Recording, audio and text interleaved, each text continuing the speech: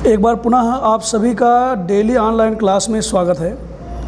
आज हम लोग जगत मोनेरा का प्रमुख लक्षण है उसका वर्गीकरण पढ़ेंगे और उसमें जो भी टिपिकल वर्ड आते हैं उनका हम लोग यहाँ पे एक्सप्लेनेशन भी देखने वाले हैं। मित्रों, आपको बताते चलें कि इंटरमीडिएट बायोलॉजी के अंतर्गत इस चैनल के माध्यम से आप 11 और 12 की बायोलॉजी ऑनलाइन फ्री में पढ़ रहे हैं और यदि आपको जो भी पढ़ाया जाता है उसमें से कहीं कोई प्रॉब्लम आती है तो आप कमेंट के माध्यम से अपने क्वेश्चन को पूछते हैं और उसका आपको आंसर दिया जाता है। तो उसी क्रम में आप 11th पूरा और इंटरमीडिएट फाइनल के यदि आप छात्र हैं तो दोनों का आपको चैप्टर वाइज यहाँ पे यूपी बोर्ड का सिलेबस डिटेल में पढ़ाया जाता है और यदि आप किसी कंपटीशन की भी तैयारी करें तो वहाँ पे भी आपको ये हेल्प कर सकता है।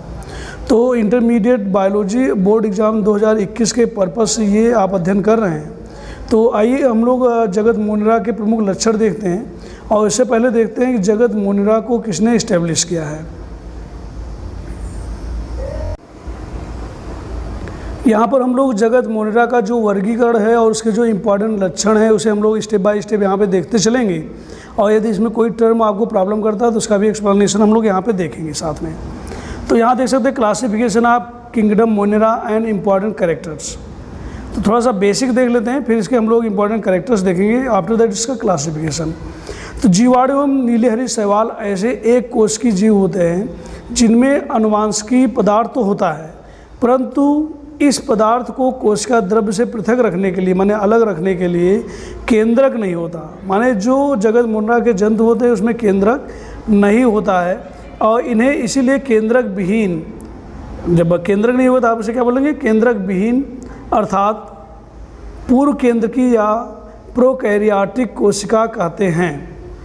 माने ऐसे जीव जिसमें केंद्रक नहीं पाया जाएगा उन्हें हम प्रोकैरियोट्स कहेंगे। अब यहाँ पे केंद्रक का मतलब क्या है, सत्य केंद्रक से मतलब है इनमें सत्य केंद्रक नहीं पाया जाता है। आगे चलते हैं। अर्नेस्ट हेकल ने जगत मोनेरा की स्थापना की। तो एक जनरल क्वेश्चन आपसे पूछा जा सकता है कि ये जो जगत मोनेरा है इसका इस्टेब्लिशमेंट का श्रेय किसे मिला है। तो अर्नेस्ट हेकल साहब ने 1894 में इसकी स्थापना की थी और जगत मोनेरा में कोपलैंड एक वैज्ञानिक हैं जिन्होंने समस्त प्रोकैरियोटिक कोशिका से बने जीवों को जिसमें आरंभिक केंद्रक होता है रखा है। अभी आपके सामने दो शब्द आए, एक सत्य केंद्रक और दूसरा आरंभिक केंद्रक। तो सत्य केंद्रक वह होता है जिसके चारों ओर केंद्रक आवरण पाया जाता है और केंद्रक द्रव्य उसके अंदर भरा रहता है और उसमें केंद्रिका उपस्थित होती है। लेकिन वहीं पे आरंभिक केंद्रक ऐसा होता है जिसके चारों ओर केंद्रक कला अनुपस्थित होती है। केंद्रक द्रव्य जो है कोशिका द्रव्य के अंदर बिखरा रहता है और आप कह सकते हैं इसके जो अंदर के कोशिकांग हैं वो सब भी विकसित नहीं होते हैं। तो ऐसा केंद्रक जो होता है वो आरंभिक केंद्रक कहलाता है, उसमें केंद्रिका भी उपस्थित नहीं होती है। तो सत्य केंद्रक और आरंभिक केंद्रक में ये अंतर है और जो ऐसे जीव जिनमें आप कह सकते हैं कि आरंभिक केंद्रक पाया जाता है वो सभी प्रोकैरियोट कहलाते हैं।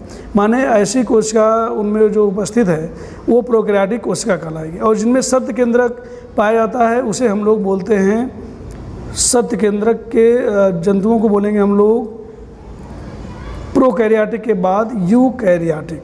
तो प्रोकैरियोटिक यूकैरियोटिक में थोड़ा सा हम लोग अंतर यहाँ पे समझ में आ जाना चाहिए। प्रोकैरियोटिक जो होते हैं उसमें आदि केंद्रक माने प्रिमिटिव केंद्रक पाया जाता है और जो यूकैरियोटिक होते हैं, यू माने होता है ट्रू और कैरियोटिक माने होता है न्यूक्लियस, कैरियन माने न्यूक्लियस। तो सत्य केंद्रक जिनमें पाया जाए उसे हम लोग बोलेंगे यूकैरियोटिक। तो ये थोड़ा सा हमने बेसिक बताया, अभी इसमें और डिटेल में आगे हम लोग चैप्टर में पढ़ेंगे। अब यहाँ हम लोग देखते हैं जगत मोनेरा के प्रमुख लक्षण, important character of kingdom Monera.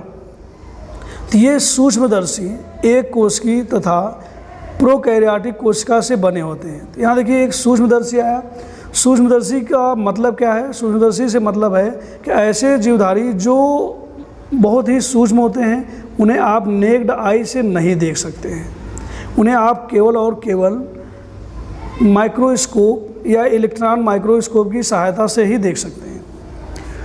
और हम लोग देखिए यहाँ पे दूसरा शब्द आ रहा है एक कोश की। तो जो जीव होते हैं वो एक कोशिका से भी बने होते हैं और एक से अधिक कोशिकाओं से बने होते हैं। जब एक कोशिका से बने होंगे तो उसे हम लोग बोलेंगे एक कोश की और जब एक कोशिका से अधिक कोशिका से बने होंगे तो उसे हम लोग बोलेंगे बहुकोश की। अब प्रोकैरियोटिक कोशिका के बारे में हमने आपको पहले बताया कि ऐसा जीव जिसमें केंद्रक उपस्थित ना हो, या आप कह सकते हैं केंद्रक के चारों केंद्रक कला उपस्थित ना हो, कि उसमें केंद्रक द्रव्य भरा ना हो और कोशिका द्रव्य में बिखरा हो, तो वो कहलाते हैं प्रोकैरियोटिक कोशिका वाले जंतु। और उनमें पाया जाने वाला केंद्रक जो होता है वो आधे केंद्रक कहलाता है। तो और आगे चलते हैं, तो तीनों टर्म आपने यहाँ पे समझ लिया है। नेक्स्ट चलते हैं दूसरा, कि इनमें केंद्रक के स्थान पर कोशिका में केंद्रकाभ न्यूक्लियाइड पाया जाता है, जिसे वलयाकार डीएनए हम लोग कहते हैं। तो आपको पहले मैंने बताया कि इनमें सत्य केंद्रक नहीं पाया जाता है, और सत्य केंद्रक के स्थान पर इंसिपिएंट न्यूक्लियस माने असत्य केंद्रक पाया जाता है, जिसे आप लोग बोलते हैं आरंभिक केंद्रक। तो वो कैसे होता है, इसमें वलयाकार डीएनए, वलयाकार माने सर्कुलर, वलय माने रिंग की तरह का डीएनए इनमें उपस्थित होता है। और आगे चलते हैं, इनमें आधि केंद्रक पाया जाता है। तो आपने पहले समझ लिया आधि केंद्रक किसे कहते हैं। नंबर 4 कैरेक्टर को हम लोग देखें, तो इनमें केंद्रक में हिस्टोन प्रोटीन तथा केंद्रिका नहीं पाई जाती है। तो देखिए हिस्टोन प्रोटीन क्या है, जब हम लोग डीएनए का स्ट्रक्चर देखेंगे, इस तरह से स्ट्रक्चर होता है यहाँ पे, और यहाँ पे जो है जिसे ये डीएनए का स्ट्रैंड जो जुड़ा हुआ है, यहाँ पर पाई जाती है हिस्टोन प्रोटीन, जो कि यूकैरियोटिक कोशिकाओं में होता है, लेकिन प्रोकैरियोटिक कोशिकाओं में ऐसा नहीं होता है। तो ये जो डीएनए स्ट्रक्चर आपने देखा, इसमें हिस्टोन प्रोटीन नहीं पाई जाती है आपको मुख्य रूप से प्रोकैरियोटिक कोशिका के जंतुओं में। और आगे यदि हम लोग चलें, तो यहाँ देखिए केंद्रिका नहीं पाई जाती। अभी आपको मैंने बताया जो ये केंद्रक है, इसमें केंद्रक कला अनुपस्थित होती है, और साथ में एक छोटी सी यहाँ पे केंद्रिका पाई जाती है सत्य केंद्रक में, जो कि यहाँ पे अनुपस्थित है।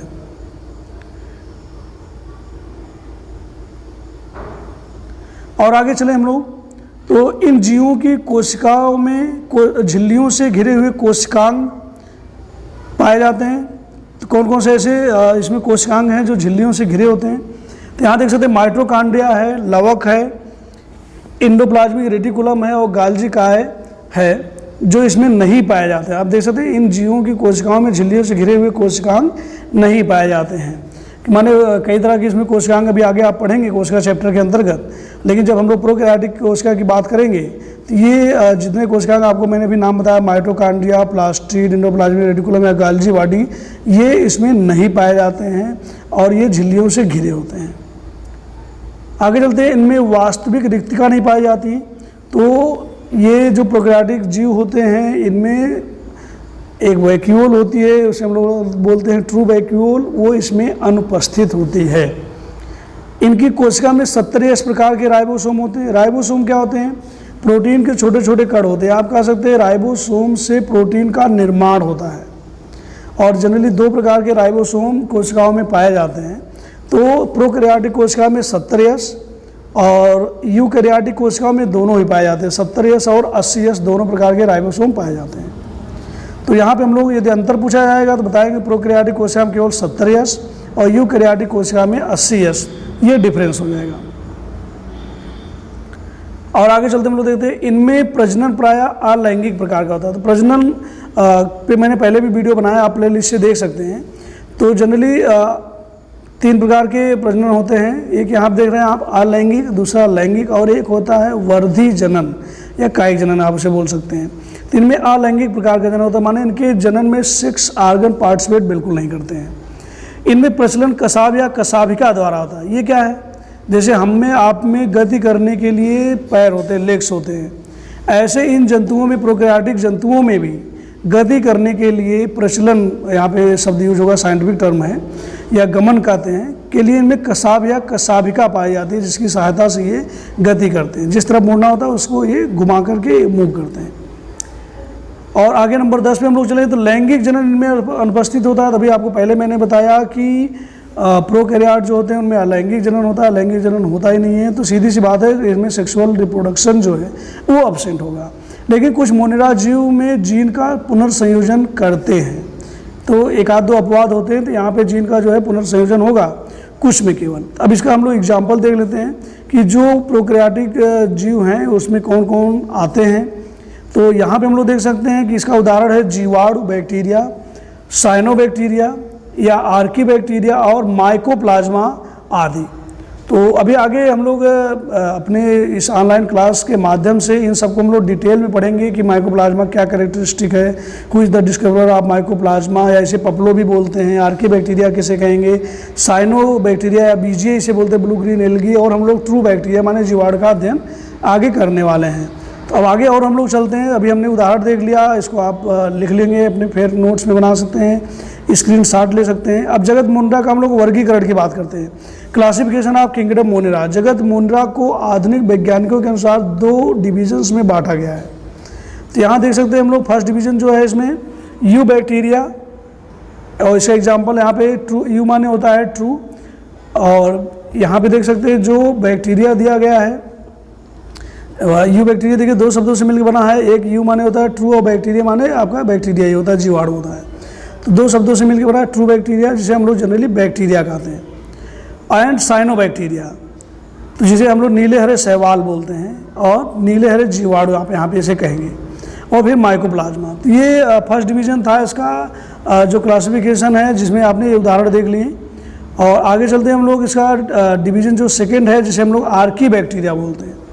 तो सेकंड डिवीजन को आर्की बैक्टीरिया दूसरे डिवीजन में कन्वर्ट किया गया है, डिवाइड किया गया है। अब आगे चलते हैं, इसको हम लोग थोड़ा टेबल के माध्यम से देख लेते हैं। जो जगत आपका मोनिरा है उसे किसमें डिवाइड किया है, यहाँ आपको बहुत बढ़िया से क्लियर समझ में आ जाएगा। तो यहाँ देखिए किंगडम मोनिरा को प्रथम डिवीजन फर्स्ट प्रभाग यू बैक्टीरिया के में, और प्रभाग यहाँ पे हिंदी में आप बोलते हैं इसे द्वितीय डिवीजन सेकेंड में डिवाइड किया गया, जनरली 2 भागों में। ठीक है, तो ये आपका फर्स्ट डिवीजन जो है ये यू बैक्टीरिया कहलाता है, ट्रू बैक्टीरिया, यू माने ट्रू, सत्य बैक्टीरिया कहेंगे आप। और दूसरे में जो प्रभाग डिवीजन सेकंड में आर्की बैक्टीरिया है। ठीक है, तो अब यहाँ पे यू बैक्टीरिया को यहाँ आगे देखिए फर्दर डिवाइड किया गया जो आपके सिलेबस में, जिसे आपको डिटेल में पढ़ने की आवश्यकता है। तो यहाँ देखिए यू बैक्टीरिया को 3 भागों में इन्होंने डिवाइड कर रखा है। वास्तविक जीवाणु अथवा जीवाणु इसे आप कहेंगे, रियल बैक्टीरिया, ट्रू बैक्टीरिया बोल सकते हैं, या केवल बैक्टीरिया आप बोल सकते हैं। साइनो बैक्टीरिया अथवा नीली हरी शैवाल भी नहीं आप कह सकते हैं। अभी मैंने बीजीए बताया, BGA is the short form of blue green algae. और लास्ट वन है माइकोप्लाज्मा। तो मित्रों इस वीडियो को आपने बढ़िया से देखा है, इसे नोट कर लें, स्क्रीनशॉट ले लें, और कहीं कोई चीज़ इसमें से कोई टर्म ना समझ में आया तो आप कमेंट करके ज़रूर पूछ सकते हैं। और ये समझ में आता है तो आपको वीडियो अच्छा लगा कि नहीं, लाइक कर लें इस वीडियो को, और अपने मित्रों को शेयर कर सकते हैं। और फर्स्ट टाइम आप चैनल पर विजिट कर रहे हैं तो इसे आप सब्सक्राइब करके बेल आइकन को ज़रूर प्रेस कर लें, क्योंकि आपका जो इंटरमीडिएट बोर्ड का 11th-12th का कंप्लीट सिलेबस है बायोलॉजी का, वो आपको यहाँ पे बिल्कुल फ्री मिलने वाला है मित्रों। तो धन्यवाद। वीडियो